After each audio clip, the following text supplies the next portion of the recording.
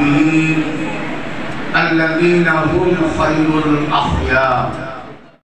চট্টগ্রাম আনোয়ারা বন্দর community centre, মহালখান বাজার মার্কাজল সুন্নাহ তাহফিজুল কুরআন মাদ্রাসার উদ্যোগে হিফজ সমাপনী, পাগড়ি প্রদান ও সবক প্রদান অনুষ্ঠান অনুষ্ঠিত হয়েছে।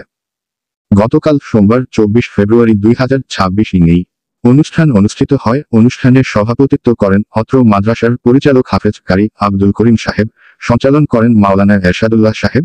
উক্ত অনুষ্ঠানে প্রধান অতিথির বক্তব্য রাখেন চট্টগ্রাম তালিমুল কুরআন কমপ্লেক্সের চেয়ারম্যান আলহাজ হাফেজ মোহাম্মদ তৈয়ব সাহেব।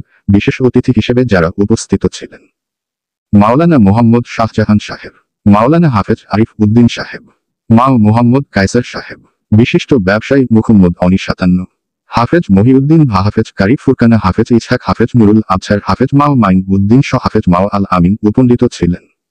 অনুষ্ঠান শেষে বিদায়ী হাফেজদের উচ্চ শিক্ষায় শিক্ষিত হয়ে দেশ ও দেশের মানুষের পাশে থাকার দিক নির্দেশনা সহ শৌকের উজ্জ্বল ভবিষ্যৎ কামনা করেন। অত্র প্রতিষ্ঠানের পরিচালক হাফেজ কারি আব্দুল করিম সাহেব ও দোয়া মোনাজাতের মাধ্যমে অনুষ্ঠান সমাপ্ত করেন। একটি ইসলামী সঙ্গীত পরিবেশন করার জন্য অনুরোধ জানাচ্ছি অত্র প্রতিষ্ঠানের ছাত্র মোহাম্মদ নুরুল ইসলাম। ইসলামী সঙ্গীত পরিবেশন করবেন মোহাম্মদ নুরুল ইসলাম। আম্মা বা'দ।